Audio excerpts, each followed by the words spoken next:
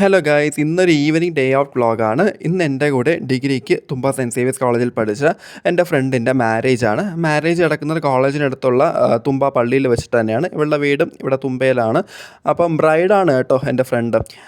എൻ്റെ കോളേജിൽ കൂടെ പഠിച്ച ഫ്രണ്ട്സും ക്ലാസ്സിലെല്ലാവരും ഉണ്ടായിരുന്നു.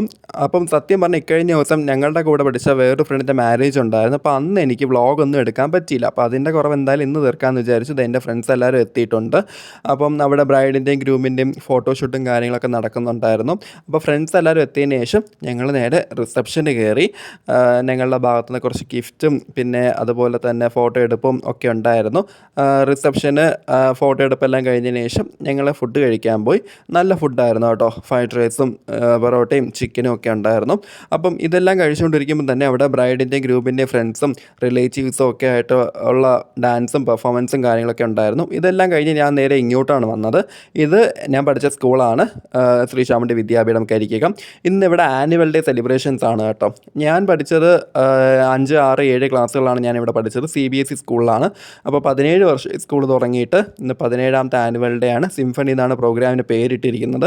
അപ്പം ഞാൻ അന്ന് പഠിച്ച സമയത്തുള്ള സ്കൂളല്ല കേട്ടോ. നല്ല വലിയ മാറ്റങ്ങളൊക്കെ ഉണ്ടായി.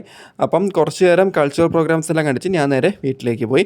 അപ്പോൾ വീഡിയോ കാണുന്നവർ ഉറപ്പായിട്ടും ചാനൽ സബ്സ്ക്രൈബ് ചെയ്യാനും വീഡിയോ ലൈക്ക് ചെയ്യാനും സപ്പോർട്ട് ചെയ്യാനും മറക്കരുതേ. അപ്പോൾ thank you and bye bye.